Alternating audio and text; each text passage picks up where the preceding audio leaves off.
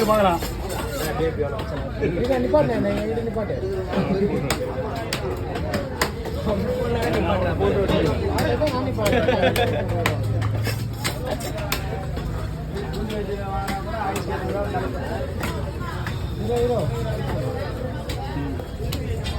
ஓகேவா? போட்டோவுக்காக விட்டு வெட்டுறேன். தலையாக கிளீன் பண்ணி தான் வெட்டுவேன். வேற என்ன பண்றது?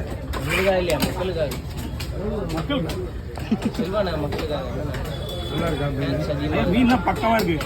நம்ம கிட்ட கொடுத்ததுக்கு அப்புறம் அந்த பொருள் நம்ம அழகா பார்த்துக்கலாம். கொடுக்குறா